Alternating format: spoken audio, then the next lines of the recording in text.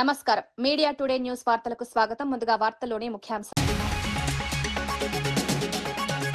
అమరావతి ప్రపంచ స్థాయి రాజధానిగా రూపుదిద్దుకుంటుందన్న సీఎం దేశానికే ఆదర్శ నగరమన్న చంద్రబాబు గ్రీన్ ఎనర్జీ సిటీగా అమరావతి అభివృద్ధి అంతర్జాతీయ నగరంగా తీర్చిదిద్దుతామని వ్యాఖ్య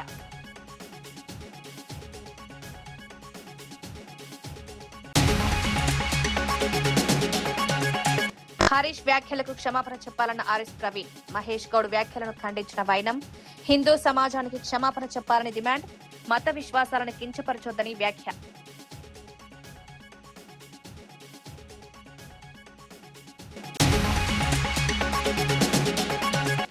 భోగాపురం క్రెడిట్ పై చంద్రబాబును ప్రశ్నించిన కొడాలి భోగాపురం పనులు జగన్ హయాంలోనే జరిగాయన్న కొడాలి భోగాపురం క్రెడిట్ పై కొడాలి నాని ఘాటు వ్యాఖ్యలు భోగాపురం విషయంలో నిజాలు చెప్పాలన్న కొడాలి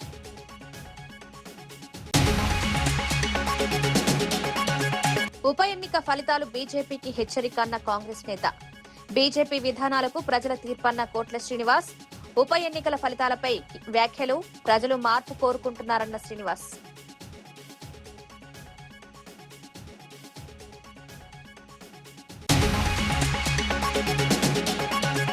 వైసీపీ నేతలపై తప్పుడు కేసులంటూ అంబటి ఆరోపణ కక్ష సాధింపు రాజకీయాలంటూ ప్రభుత్వంపై ఆరోపణలు చట్టం అందరికీ సమానంగా ఉండాలన్న అంబటి వైసీపీ నేతల అరెస్టులపై తీవ్ర విమర్శలు అమరావతిని అత్యాధునిక సదుపాయాలతో కూడిన ప్రపంచ స్థాయి రాజధానిగా తీర్చిదిద్దుతామని ముఖ్యమంత్రి చంద్రబాబు నాయుడు తెలిపారు. Amaravati green energy blue city concept తో అభివృద్ధి చెందుతోందని దేశంలోనే వైర్లు కనిపించని తొలి నగరంగా రూపొందించనున్నామని చెప్పారు. గతంలో 3 రాజధానుల అంశంతో రాష్ట్రం దేశవ్యాప్తంగా విమర్శలకు గురైందని ఇప్పుడు అమరావతి అభివృద్ధితో ఆ పరిస్థితిని మార్చుతున్నామని పేర్కొన్నారు. హైదరాబాద్ నుంచి పరిపాలనను అమరావతికి తీసుకురావడంలో ఎన్నో సవాళ్లు ఎదుర్కొన్నప్పటికీ ఉద్యోగుల కోసం 5 రోజుల పని విధానం ప్రత్యేక రైళ్ల వంటి చర్యలు చేపట్టామని గుర్తు చేశారు. ఆధునిక మౌలిక వస్తువులు డిజిటల్ సదుపాయాలు పర్యావరణ హిత నిర్మాణాలతో అమరావతిని అంతర్జాతీయ ప్రమాణాలకు అనుగుణంగా అభివృద్ధి చేస్తున్నామని వెల్లడించారు. Green energy blue and also greenery. That is the speciality of this city. It will be most beautiful of this century. That is going to happen. You are going to see now, day by day. Education 24 institutions వచ్చాయి, 18 private campus వచ్చాయి, 151,700 సీట్లు వచ్చాయి, 781 ఎకరాలు భూమి allot చేశాం. Hospitality tourism 11 allotments ఇచ్చాం, 40 ఎకరాల భూమి ఇచ్చాం, 4,000 హోటల్ రూమ్స్ వస్తాయి, 4 గ్లోబల్ బ్రాండ్స్ వచ్చాయి, హెల్త్లో 7 హాస్పిటల్స్ వస్తున్నాయి, ఒక గవర్నమెంట్ ఫెసిలిటీ కూడా వస్తుంది, గవర్నమెంట్ ఆఫ్ ఇండియా. అదే మరిగా 6 ప్రైవేట్ ఫెసిలిటీస్ వస్తున్నాయి, 108 ఎకరాలు దీనికోసం ఇచ్చాం. బ్యాంక్ స్ట్రీట్ వస్తూ ఉంది, 8 బ్యాంక్స్ రెసిడెన్షియల్ కూడా వస్తున్నాయి, 15 బ్యాంక్ ఆఫీసులు వస్తాయి, 13.93 ఎకరాల భూమి కూడా ఇచ్చాం. అదే మరిగా దానికి ఆఫీసులకి ఇండ్లకు కూడా దగ్గర 12 ఎకరాలు ఇచ్చాం. ఇక్కడ క్వాంటమ్ వ్యాలీ డిసెంబర్లో స్టార్ట్ చేస్తున్నాం. టీసీఎస్ ఐబీఎం ఇద్దరు కలిసి, ఇది first of it's kind in India. అదే మరి డీప్ టెక్నాలజీస్ అన్నీ వస్తాయి. ఇక్కడ స్ట్రాటజిక్ ఏది ఉందో ఈ క్యాపిటల్ని టెక్నాలజీ హబ్గా ఏమేం చేయాలో అవన్నీ కూడా ప్రమోట్ చేస్తాం. నెక్స్ట్ ఒక పక్క నిన్న కూడా పీఎం గారు టీడీపీ జాతీయ ప్రధాన కార్యదర్శి నారా లోకేష్ యువగలం పాదయాత్రలో ఇచ్చిన హామీలను అమలు చేయలేదని వైఎస్ఆర్సీపీ రాష్ట్ర అధికార ప్రతినిధి వంగవీటి నరేంద్ర ఆరోపించారు. ప్రతి ఏడాది జనవరి 1న జాబ్ క్యాలెండర్ విడుదల చేస్తామని, ప్రతి నిరుద్యోగికి నెలకు 3,000 రూపాయల నిరుద్యోగ భృతిని అందిస్తామని, ఫీజు రియంబర్స్మెంట్ ను ఆలస్యం లేకుండా చెల్లిస్తామని హామీలు ఇచ్చారని గుర్తు చేశారు. అయితే అధికారంలోకి వచ్చిన తర్వాత వాటిలో ఒక్క హామీ కూడా అమలు కాలేదని విమర్శించారు. నిరుద్యోగ యువత విద్యార్థులు ప్రభుత్వంపై ఆశలు పెట్టుకున్నారని, కానీ వారి అంచనాలను ప్రభుత్వం అందుకోలేకపోయిందన్నారు. ఎన్నికల సమయంలో ఇచ్చిన హామీలను అమలు చేయకుండా ప్రజలను మోసం చేశారని ఆరోపించారు. వెంటనే జాబ్ క్యాలెండర్ విడుదల చేసి పెండింగ్ లో ఉన్న ఫీజు రియంబర్స్మెంట్ బకాయిలను చెల్లించాలని ప్రభుత్వాన్ని డిమాండ్ చేశారు. ఇచ్చినటువంటి ఈ వాగ్దానాల్ని అధికారంలోకి రావడం జరిగింది. వచ్చిన తర్వాత తనకి ఎమ్మెల్యే పదవితో పాటు మంత్రి పదవి కూడా తోడైంది. విద్యాశాఖ మంత్రి పేరుకి విద్యాశాఖ మంత్రే కానీ ఇవాళ లోకేష్ తీసుకునేటువంటి నిర్ణయాలకి సకల విధ్వంస శాఖ మంత్రిగా రాష్ట్రంలో పేరొందుకున్నాడు ఆయన. ఎందుకంటే ముఖ్యంగా ఫీజు రీయింబర్స్మెంట్ ప్రతి త్రైమాసికానికి 700 కోట్ల రూపాయలు ఇవ్వాలండి. ఇప్పటికీ 12 త్రైమాసికాలు అయినాయి, అంటే 8,400 కోట్ల రూపాయలు. అది కాక ఎలక్షన్ కోడ్ వచ్చిందని చెప్పని 2024 జనవరి మార్చి సంబంధించినటువంటి త్రైమాసికంలో 700 కోట్లు, అంటే మొత్తం 9,100 కోట్ల రూపాయలు ఈ రాష్ట్రంలో యువతకి ఫీజు రీయింబర్స్మెంట్ రూపంలో మీరు చెల్లించవలసినది. దానికి గాను ప్రభుత్వం ఎంత చెల్లించానని చెప్పని లెక్కలు చెప్పారు. కేవలం 2,900 కోట్ల రూపాయలే ఇచ్చామని చెప్పారు. మరి మిగతా డబ్బులు ఎవరు కట్టాలి?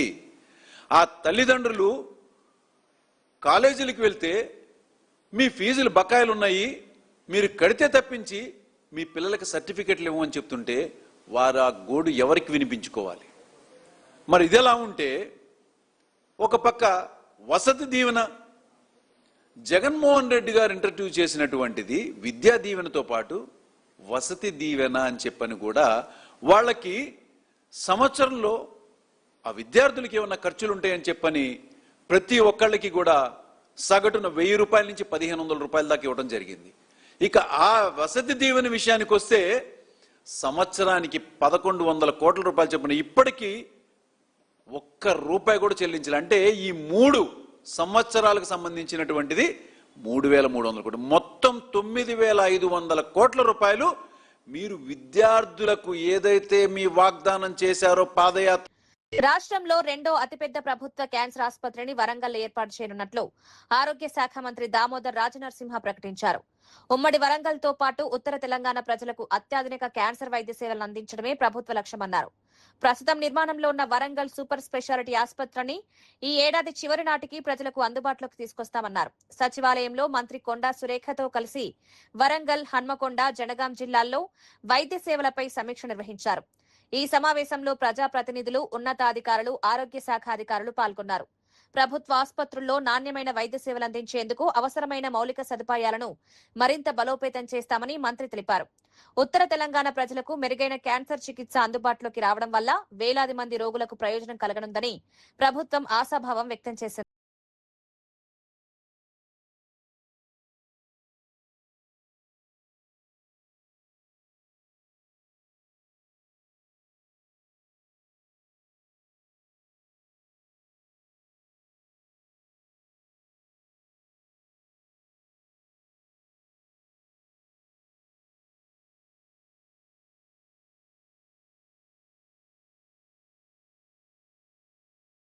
వైఎస్ఆర్ కాంగ్రెస్ పార్టీ బలోపేతమే లక్ష్యంగా ప్రతి నాయకుడు, కార్యకర్త పనిచేయాలని పార్టీ అధ్యక్షుడు వైఎస్ జగన్మోహన్ రెడ్డి పిలుపునిచ్చారు.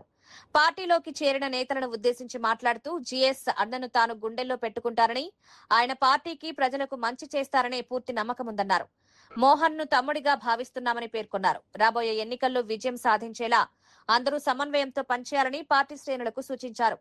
పార్టీలో కొత్తగా చేరిన ప్రతి ఒక్కరిని సముచిత గౌరవం ఉంటుందని, ప్రజల కోసం కలిసి పనిచేయడమే ముఖ్యమన్నారు. పార్టీ కుటుంబం మరింత బలోపేతం కావడానికి ప్రతి కార్యకర్త కృషి చేయాలని కోరారు. ప్రజా సమస్యలపై నిరంతరం పోరాడుతూ వైఎస్ఆర్సీపీ సిద్ధాంతాలను గ్రామస్థాయికి తీసుకెళ్లాలని జగన్ పిలుపునిచ్చారు. సహచరులందరూ కూడా ఎవరైతే వైఎస్ఆర్ కాంగ్రెస్ పార్టీలోకి ఈరోజు జాయిన్ అవుతా ఉన్నారో మీ అందరికీ కూడా సాధారణంగా వైఎస్ఆర్ కాంగ్రెస్ పార్టీ కుటుంబంలోకి అందరినీ కూడా సాదరంగా కూడా ఆహ్వానిస్తా ఉన్నాను. అదేవిధంగా జిఎస్ఎన్ కూడా గుండెల్లో పెట్టుకుంటాను. జిఎస్ఎన్ కూడా అన్ని రకాలుగా కూడా మంచి చేస్తాడు అని చెప్పి కూడా ఖచ్చితంగా చెప్తా ఉన్నాను. అంటే మీరందరూ రావడం మోహన్ తమ్ముడుగానే భావించి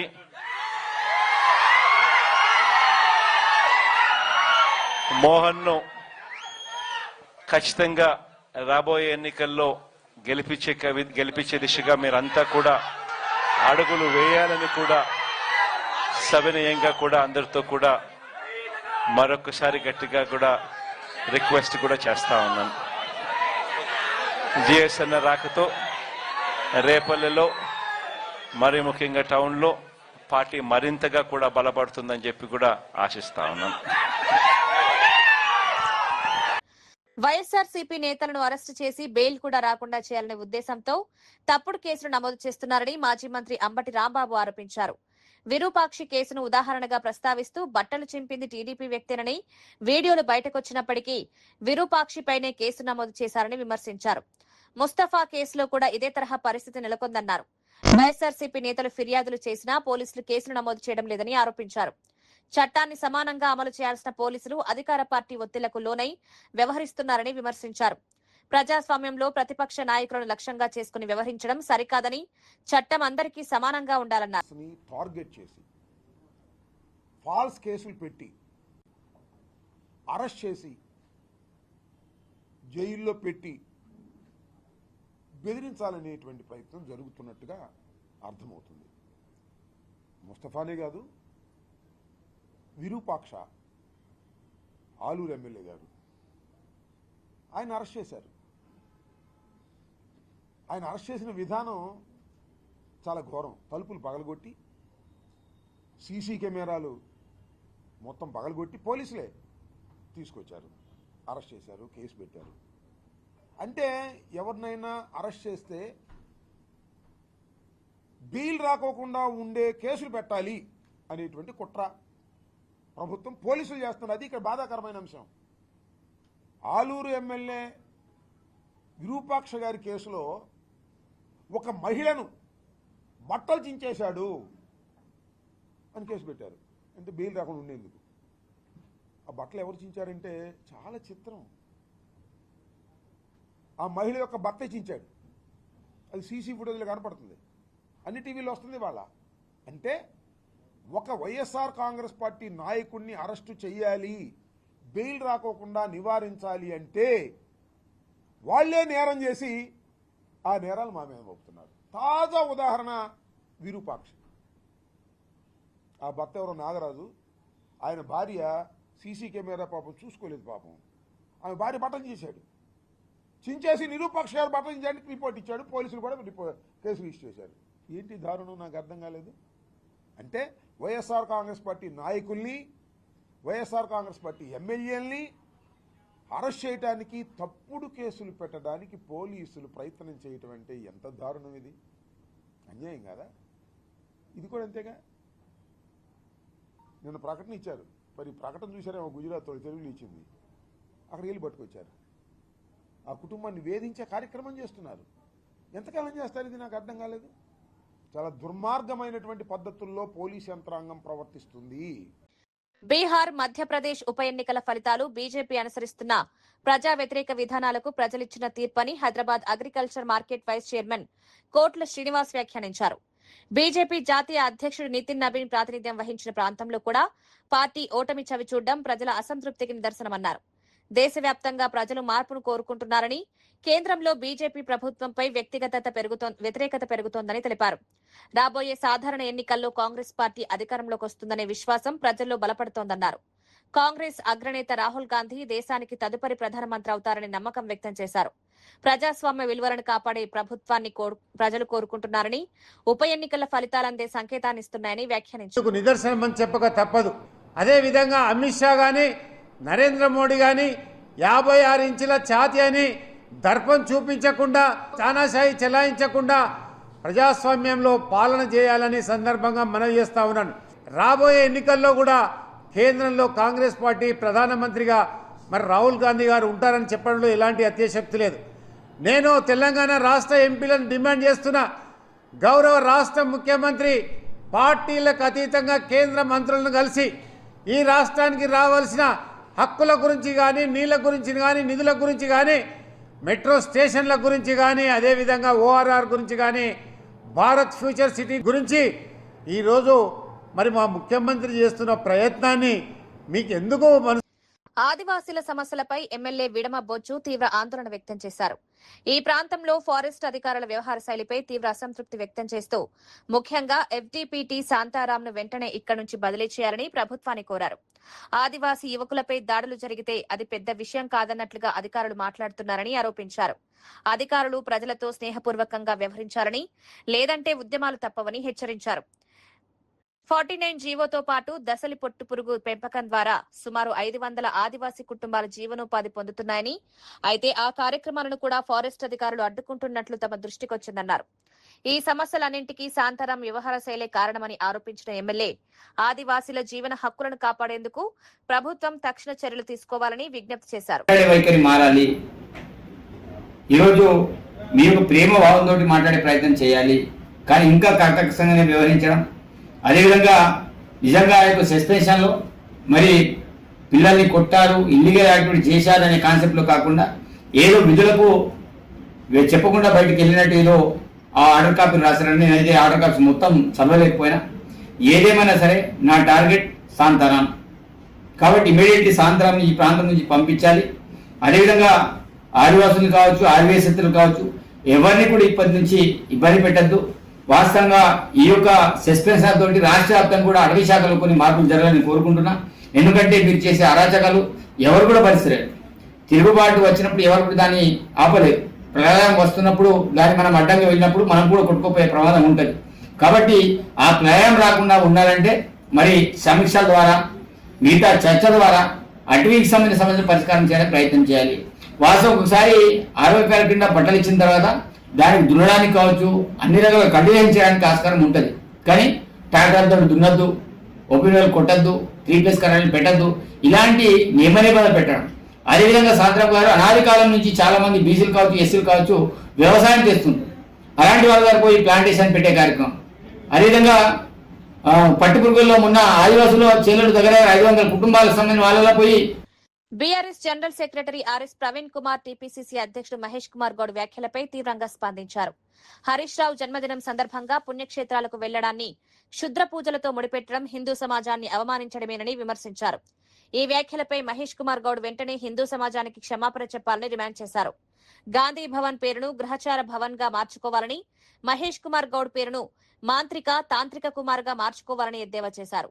రాజకీయ విమర్శలు చేయాలంటే వాస్తవాల ఆధారంగా చేయాలని, మత విశ్వాసాలను కించపరిచే వ్యాఖ్యలు చేయడం తగదన్నారు. ప్రజల విశ్వాసాలను గౌరవించే బాధ్యత అన్ని రాజకీయ పార్టీలపై ఉందని పేర్కొన్నారు. భవన్ ను గ్రహాచార భవన్ గా మార్చి మహేష్ కుమార్ గౌడ్ మాంత్రిక కుమార్ గౌడ్ గా మారి, మీరు మాంత్రిక తాంత్రిక గౌడ్ గా మారి ఇలా మీరు అవమానించారు, అఘోరాలను అవమానించారు. అసలు అఘోర అంటే మీనింగ్ తెలుసా మహేష్ కుమార్ గౌడ్ మీకు? ఘోర అంటే బీభత్సమైనది, అఘోర అంటే శాంతి కోసం తప్పించేది. అఘోర మాత శాంతి కోసం ప్రజల మహాతల్లి కాళ్ళ ముందర పడతారు, పూజలు చేస్తారు. ఘోర బీభత్సం, రౌద్రం, ఉద్రేకం, రక్తపాతం. అఘోర, అఘోర శాంతి, ప్రశాంతత, సుఖం, సౌఖ్యం, ఇవి సుఫలం సఫలం, ఇవన్నీ కూడా అఘోరలో ఉంటాయి. మీరు హరీష్ రావు గారు అఘోరా కాళీ మందిర్కు పోయారని, లేకపోతే మూకాంబిక అమ్మవారి దగ్గరికి పోయారని. అసలు మూకాంబిక అమ్మవారు, ఆ అమ్మవారి ప్రశస్తి ఏంటో మీకు తెలుసా మహేష్ గౌడ్? కర్ణాటకలో కొలువుదీరిన అమ్మవారు మూకాంబిక అమ్మవారు. వారి ప్రశస్తి ఏంటో తెలుసా? ఎందుకు పోతారో తెలుసా వారి దగ్గరికి భక్తులు? జ్ఞానం కోసం పోతారు, శాంతి కోసం పోతారు, ఐశ్వర్యం కోసం పోతారు, అన్నిటికన్నా ముఖ్యంగా జ్ఞానం కోసం పోతారు. కోట్లాది మంది భక్తులు నువ్వు పుట్టక ముందు నుంచి కూడా అక్కడికి పోతూనే ఉన్నారు. ఇవాళ మీరు అక్కడికి పూజలకు పోతే మీరు క్షుద్ర పూజ అంటారా? అక్కడికి పోయి పూజలు రాజ్యాంగం ఇచ్చిన హక్కు అది. ఆర్టికల్ 19 ఏం చెప్తుంది? ఈ దేశంలో పుట్టిన ప్రతి పౌరుడు కూడా తనకిష్టమైన ప్రాంతానికి వెళ్ళవచ్చు. Freedom of movement. Article 19 grants freedom of movement for any citizen of this country. Article 25 gives an inalienable right to every citizen of this country to practice the religion and faith of his or her choice. Harish Rao గారు ఆయన ఇష్టమైన దేవతల దగ్గరికి వెళ్ళవచ్చు. ఈ దేశంలో ఉండే 130 కోట్ల మంది ప్రజల్లో ఆయన ఒకరు. ఈ తెలంగాణ రాష్ట్రంలో ఉండే 4 కోట్ల మంది ప్రజల్లో ఆయన ఒకరు. ఆయన ఏ దేవుళ్ళ దగ్గరికి పోయారు, ఏ దేవతల దగ్గరికి పోయి పూజలు చేశారు అనేది ఆయన వ్యక్తిగతం. రాజ్యాంగం ఇచ్చిన ప్రాథమిక హక్కు. బంకీపూర్ ఉప ఎన్నికలో బీజేపీ ఓటమిపై పార్టీ సమగ్ర సమీక్ష నిర్వహిస్తుందని ఎంపీ బూర నర్సయ్య గౌడ్ తెలిపారు. ఉప ఎన్నికలో ఓటమి ఎదురైనా బీజేపీ ప్రధాన ఓటు బ్యాంక్ ఏమాత్రం దెబ్బతినలేదని పేర్కొన్నారు. ఎన్నికలనేవి నిరంతర ప్రక్రియ అని, ఒక ఉప ఎన్నిక ఫలితంతో పార్టీ బలహీనపడిందని చెప్పడం సరైంది కాదన్నారు. గతంలో ఉత్తరప్రదేశ్లో యోగి ఆదిత్యనాథ్ ముఖ్యమంత్రి అయిన తర్వాత గోరఖ్పూర్ లోక్సభ స్థానాన్ని బీజేపీ కోల్పోయినా అనంతరం జరిగిన ఎన్నికల్లో భారీ మెజారిటీతో తిరిగి అధికారంలోకి వచ్చిందని గుర్తు చేశారు. బంకీపూర్ ఉప ఎన్నికలో ప్రతిపక్ష పార్టీలు వ్యూహాత్మకంగా ఒక్కటై బీజేపీకి వ్యతిరేకంగా పనిచేశాయని ఆరోపించారు. అయినప్పటికీ ఈ ఓటమిని తేలికగా తీసుకోబోమని, ప్రజల తీర్పును గౌరవిస్తూ లోపాలను గుర్తించి సరిదిద్దుకుంటామని స్పష్టం చేశారు. In the previous assembly election, just got 10,000 votes. So there was a tactical understanding between the RJD, Prashant Koshoji, and other parties, CPI, CPM, so that they want to defeat the BJP. But however, we will not take it lightly. We will see if there are any lacuna in the policies or perception of the people. Definitely BJP will bounce back much more aggressively, not only in Bihar, across the Telangana and across the India. రామాలయానికి సంబంధించిన వివాదంపై ఉత్తరప్రదేశ్ ముఖ్యమంత్రి యోగి ఆదిత్యనాథ్ స్పందించారు. ఈ వ్యవహారం విరాళాలకు సంబంధించింది కాదని, భక్తులు సమర్పించిన కానుకల చోరీకి సంబంధించిన అంశమని స్పష్టం చేశారు. ఈ ఘటనపై దర్యాప్తు జరపాలని ఆలయ ట్రస్ట్ ప్రభుత్వాన్ని కోరుతూ లేఖ రాసిందని తెలిపారు. ట్రస్ట్ లేదా కోర్టు ఆదేశాలు లేకుండా ప్రభుత్వం జోక్యం చేసుకోదన్నారు. ఈ కేసును విచారించేందుకు ఏర్పాటు చేసిన ప్రత్యేక దర్యాప్తు బృందం ఏ సాధువు లేదా సంత్ ప్రమేయం లేదని నిర్ధారించారు. అయినప్పటికీ సాధువులు, సంతులపై కొన్ని రాజకీయ పార్టీలు చేస్తున్న ఆరోపణలు రామాలయం ప్రతిష్టను దెబ్బతీసే ప్రయత్నమేనని మండిపడ్డారు. कतिपय समाचार पत्रों और मीडिया में इस प्रकार की सूचनाएं आई हैं और हम चाहते हैं कि इस प्रकरण की एक एसआईटी बना करके जांच करवा दी जाए. श्री राम जन्मभूमि तीर्थ क्षेत्र ट्रस्ट माननीय उच्चतम न्यायालय के द्वारा गठित एक धर्मार्थ ट्रस्ट है.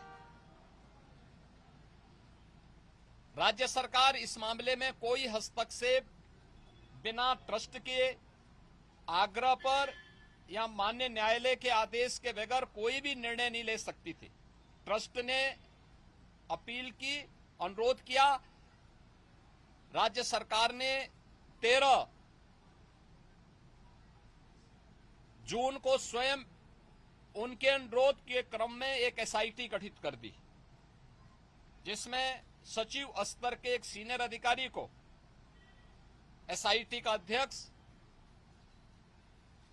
आईजी रैंक के एक अधिकारी को उसका सदस्य और वित्तीय मामलों के विशेषज्ञ एक स्पेशल सेक्रेटरी रैंक के अधिकारी को उसका सदस्य बना करके इस एसआईटी को काम दिया गया कि वह अपनी रिपोर्ट उपलब्ध करवाएं, जिससे हम ट्रस्ट को इसके लिए आगे की कार्रवाई के लिए कह सकें. 15 जून से कार्य प्रारंभ किया. इस पूरे प्रकरण में एसआईटी ने अपनी कार्रवाई प्रारंभ की और 23 जून को उन्होंने अपनी पहली अंतरिम रिपोर्ट प्रस्तुत की. 23 जून की अपनी रिपोर्ट के बाद जो रिपोर्ट एसआईटी ने उपलब्ध करवाई, उस रिपोर्ट के क्रम में उत्तर प्रदेश सरकार ने ट्रस्ट को उसकी सिफारिशों को उपलब्ध करवाया और ट्रस्ट ने 25 जून को इस पर एफआईआर लॉन्च करवाया. अयोध्या में एफआईआर लॉन्च हुई. एफआईआर लॉन्च होने के बाद उपलब्ध साक्ष्य और प्रमाण के आधार पर कुल 8 लोग पकड़े गए, जिनमें 6 लोग चढ़ावे से जुड़ी हुई धनराशि में चोरी करते हुए या धनराशि को इधर उधर करते हुए देखे गए। उस आधार पर कार्रवाई हुई। 2 लोग इस पूरे प्रकरण में जिनकी जिम्मेदारी थी, उन लोगों को और उसके साथ जोड़ करके यह 8 लोगों की गिरफ्तारी हुई। अभी एसआईटी की जांच चल ही रही थी कि माननीय उच्चतम न्यायालय में जो योजित एक पीआईएल थी, उसके तहत उच्चतम न्यायालय ने आगे की कार्रवाई के लिए एसआईटी के पुनर्गठन के साथ ही इस पूरे प्रकरण को अपनी देखरेख में आगे बढ़ाया। భోగాపురం అంతర్జాతీయ విమానాశ్రయ నిర్మాణంపై మాజీ మంత్రి కొడాలి నాని తీవ్ర విమర్శలు చేశారు. విమానాశ్రయం నిర్మాణంలో చంద్రబాబు పాత్ర ఏమిటో ప్రజలకు చెప్పాలని ప్రశ్నించారు. ఎన్నికలకు ముందు శంకుస్థాపన చేసి ప్రకటనలు ఇవ్వడం తప్ప ఆయన చేసిందేమీ లేదన్నారు. వైఎస్ జగన్ ప్రభుత్వమే దాదాపు 1000 కోట్ల రూపాయలు వెచ్చించి భూసేకరణ పూర్తి చేసి రైతులకు పరిహారం చెల్లించి అవసరమైన అనుమతులు తీసుకుందని పేర్కొన్నారు. 3 గ్రామాల ప్రజలను గౌరవప్రదంగా పునరావాసం కల్పించి జీఎంఆర్ కు పనులు అప్పగించిందని వివరించారు. చంద్రబాబు ప్రభుత్వం ఒక్క రూపాయి కూడా ఖర్చు చేయకుండా ఇప్పుడు ప్రారంభోత్సవం పేరుతో క్రెడిట్ తీసుకుంటోందని ఆరోపించారు. గ్రామాల్లో ఒక గ్రామంలో ఉన్నటువంటి ఎన్నికలప్పుడు జగన్మోహన్ రెడ్డి గారు వెళ్తే ఒక గ్రామంలో ఉన్నటువంటి మహిళ ఇక్కడికి ఎర్ర బస్సు రాదు, మమ్మల్ని మాకెందుకు మా పొలాలు తీసుకుని మమ్మల్ని ఎందుకు ఇబ్బంది పెడుతున్నారని అడిగారు. దాన్నే జగన్మోహన్ రెడ్డి గారు చెల్లెలు అడుగుతానని చెప్పి మేము అధికారంలోకి వస్తే 2000 ఎకరాల్లోనూ 2200 ఎకరాల్లోనూ మేము కడతాము, మిమ్మల్ని ఇబ్బంది పెట్టమని చెప్పి ఆయన చెప్పడం జరిగింది. అదేవిధంగా ఈయన శంకుస్థాపన చేసినటువంటి ప్రాంతాన్ని కానీ ఆ పిల్ల అడిగినట్టు ఊరు కానీ దీంట్లో కలవల 15,000 ఎకరాలు తీసేసి చంద్రబాబు కనీసం ల్యాండ్ కూడా ఎక్వేట్ చేయలే. పేపర్ ప్రకటన 15,000 ఎకరాల్లో ఎయిర్పోర్ట్ కడతాను. ఇది ప్రపంచంలోనే ఎక్కడా లేదు. 15,000 ఎకరాల్లో ఈయన కడతాను ఒక ప్రకటన చేసి ఒక శంకుస్థాపన చేసి ఒక రాయి ఒక కొబ్బరికాయ ఒక టాపీ మేసం తీసుకెళ్ళి లేచాడు, అయిపోయింది. పాపం ఈ జగన్మోహన్ రెడ్డి గారు వచ్చి ఆ భోగాపురం ప్రాంతంలో 2,200 ఎకరాలు 1000 కోట్ల రూపాయలు ప్రభుత్వం డబ్బు కట్టాడు, ల్యాండ్ ఎక్వైర్ చేశారు. 3 గ్రామాలను అక్కడి నుంచి రీహాబిలిటేషన్ పక్కకు తరలించి దానికి కావాల్సినటువంటి అనుమతులన్నీ తీసుకొచ్చి కేంద్ర ప్రభుత్వం దగ్గర జిఎంఆర్కి ఇచ్చారు కాంట్రాక్టు. దీంట్లో కాంట్రాక్ట్ అంటే ఏంటి? ప్రభుత్వం రాష్ట్ర ప్రభుత్వం పొలాలకు డబ్బులు కట్టింది రైతులకి, దానికి కావాల్సిన అనుమతులు కేంద్ర ప్రభుత్వం ఇచ్చింది. ఈ రీహాబిలిటేషన్ కూడా రాష్ట్ర ప్రభుత్వమే డబ్బులు కట్టి దాదాపు 1,500 కోట్ల రూపాయలు జగన్మోహన్ రెడ్డి గారి ప్రభుత్వం వాళ్ళకి ఇచ్చింది, అయిపోయింది. చంద్రబాబు నాయుడు గారు వైకో ఇన్ పార్లమెంట్ పుస్తకావిష్కరణ కార్యక్రమంలో కాంగ్రెస్ అగ్రనేత రాహుల్ గాంధీ దేశ సమైక్యత, భాషా వైవిధ్యంపై కీలక వ్యాఖ్యలు చేశారు. ప్రతి రాష్ట్రానికి తన భాష, సంస్కృతి, చరిత్రను కాపాడుకునే హక్కు ఉందని స్పష్టం చేశారు. తమిళం, మరాఠీ, బెంగాలీ, మలయాళం వంటి భాషలను, ఆయా రాష్ట్రాల సంస్కృతులను అర్థం చేసుకోకుండా ఒకే ఆలోచనను దేశంపై రుద్దే ప్రయత్నాలు జరుగుతున్నాయని విమర్శించారు. ఆర్ఎస్ఎస్ చెప్పే చరిత్ర, భాష మాత్రమే ముఖ్యమని చెప్పడం భారత వైవిధ్యానికి విరుద్ధమన్నారు. ఇదే అంశంపై విద్యార్థులు దేశవ్యాప్తంగా ఆందోళన చేస్తున్నారని పేర్కొన్నారు. భారతదేశ బలం దాని భిన్న సంస్కృతులు, భాషలు, చరిత్రలోనే ఉందని, వాటిని ఎవరూ అణచివేయలేరని రాహుల్ గాంధీ స్పష్టం చేశారు. Constitution says that every state represents one history, one tradition, one language, one expression of our people. And so every single state has the right to that expression. Every single state must be treated fairly. And when I spoke of consistency, when I said Mr. Vaiko is a consistent politician, the one thing that he has defended all his life is the aspirations, the dreams, the imagination of the Tamil people. Tamil language, the future of Tamil Nadu, the suffering of Tamil Nadu, and that is really what India is about. Every state has the right to express itself. Every state has the right to its own culture, the right to its own history, the right to its own language. And here we have suddenly some ignorant people who don't understand the Tamil language, who don't understand the Tamil people, who don't understand the Marathi people, who don't understand the Bengali people, who don't understand the people from Kerala, and say no. None of these histories are relevant. None of these imaginations are relevant. None of these languages are relevant. The only language, the only history that's important, relevant, is the one ascribed by the RSS. And this is really what the fight is about. This is why the students are outside. Because India will never accept,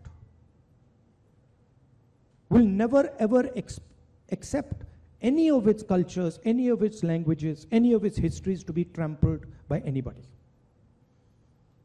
And that is what really all the people on this stage do. They defend the idea of India in their own way, in their own state, in their own way, with their own imagination. And so I would like to thank from the bottom of my heart Mr. Vaiko for the service that he has done, not just to Tamil Nadu, but to the Indian Union, to the Constitution of India. It's an honor for me to come here. It's an honor for me to release the book, to speak a few words about him. He's an inspiration for all of us. Amaravati ప్రపంచ స్థాయి రాజధానిగా రూపుదిద్దుకుంటుందన్న CM, దేశానికే ఆదర్శ నగరమన్న Chandrababu, green energy సిటీగా అమరావతి అభివృద్ధి, అంతర్జాతీయ నగరంగా తీర్చిదిద్దుతామని వ్యాఖ్య.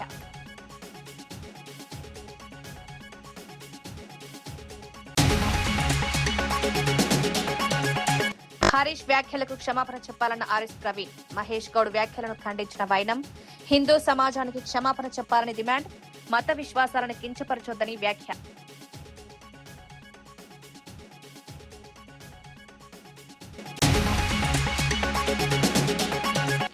భోగాపురం క్రెడిట్ పై చంద్రబాబును ప్రశ్నించిన కొడాలి, భోగాపురం పనులు జగన్ హయాంలోనే జరిగాయన్న కొడాలి, భోగాపురం క్రెడిట్ పై కొడాలి నాని ఘాటు వ్యాఖ్యలు, భోగాపురం విషయంలో నిజాలు చెప్పాలన్న కొడాలి.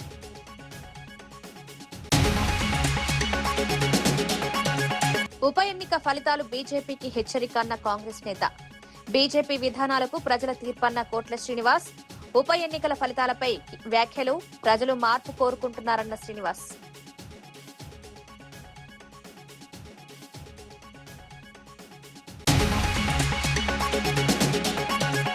వైసీపీ నేతలపై తప్పుడు కేసులంటూ అంబటి ఆరోపణ, కక్ష సాధింపు రాజకీయాలంటూ ప్రభుత్వంపై ఆరోపణలు, చట్టం అందరికీ సమానంగా ఉండాలన్న అంబటి, వైసీపీ నేతల అరెస్టులపై తీవ్ర విమర్శలు. ఇవి ఈనాటి వార్తా విశేషాలు. మరో బులెటిన్లో మళ్ళీ కలుద్దాం. నమస్కారం.